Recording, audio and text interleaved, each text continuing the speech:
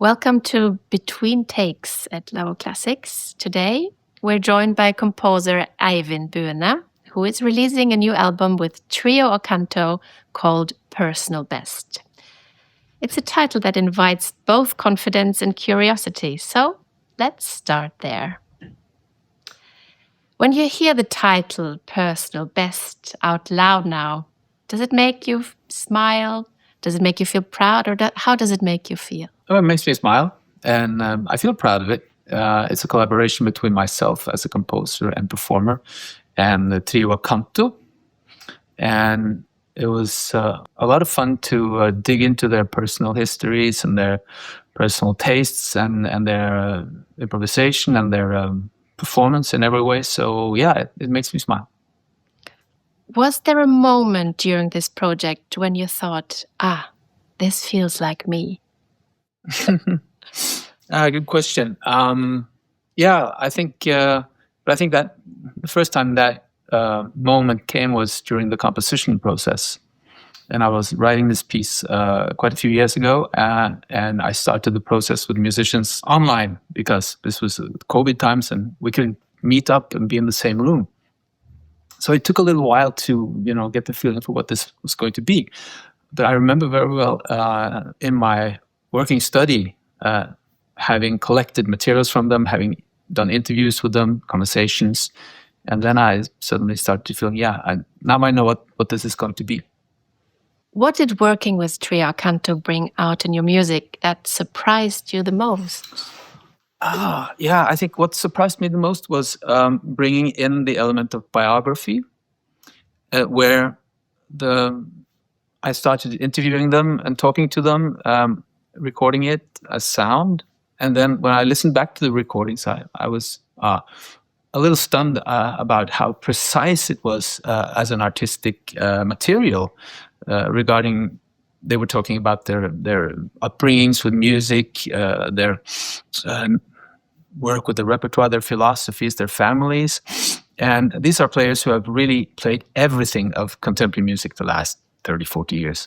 So suddenly working not with music or music history as a material, but with these artists and their embodied histories, I think that really brought something into my music that wasn't there in the same way before. So do you ever catch yourself listening back and thinking, yes, I'd keep that, or nope, I'd never do that again? Well, I've been composing for 25 years now, almost 30, so I'll never do that again. That's a sentence I've stopped using, because you never know when things are creeping up on you and just coming back into play in a different way. So no, there's no such moment here where I feel like, we really missed it there. I think I can say that I'm proud of it all. But of course, what's most vulnerable for me is I partake in the second piece on the album, Serious Songs, with my own voice, since I really went very far going into the musicians' personal lives and characters. I felt I had to also take the same stance myself, and of course that's where I'm less comfortable as a composer. If this album had a personality at a dinner table, would it be chatty, quietly observant, ironic? How would it be? No, I think it would be loud and talk a lot, share stories, hopefully also listening,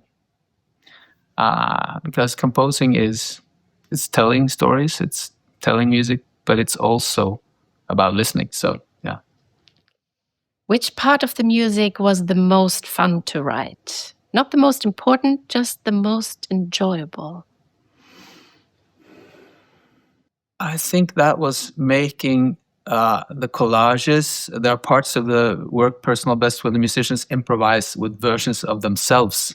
So I sampled from old recordings they had done and made collages that I imagined they would improvise with. And actually working with that sound material and creating it, ultimately we used it in performance. We made vinyl LPs that they put on stage and then they perform with it. But preparing those, that was a lot of fun.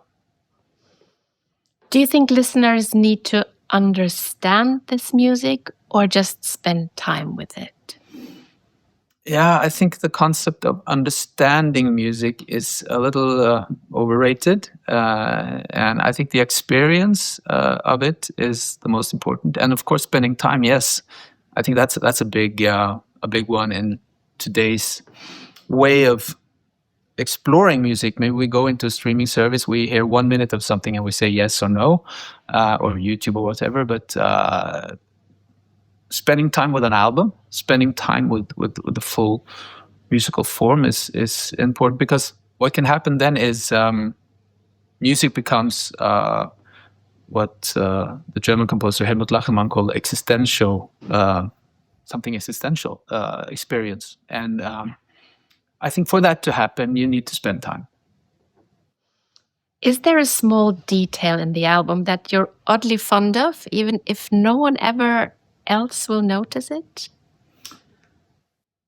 Yeah, I think there are some small tweaks in the electronic parts that Experimentalstudio did. Michael Acker, the tonmeister and the sound regisseur there. There's some lovely, beautiful, quite subtle things that just gently transforms the sound of the saxophone and the piano in certain places. And every time I hear them, I think, oh, this is delicious. Yeah. So when the album was finished, did it feel like a relief or a satisfaction, or maybe like a curiosity about what comes next? Well, when is an album finished? That's a kind of that's not a given point, because you mix it and you listen back, and then that's the artwork and the album. And I like to go into the details of that, and it's the text and the biographies. So from the album is finished, when we'll close the door to the recording studio, then it's a year or two before it's actually finished. So for me, I can't say I really have a feeling of a date now it's finished, but maybe when it's all out there on the screen, or since this is also a physical release, when I have the album in my hand, then I will say, yes, now it's finished. Okay, so last question. If someone listens to Personal Best with no expectations at all, what would you love for them to feel when the last track fades out? I would love if they had some surprises, and maybe some thoughts that, well, I didn't know I could enjoy this that much.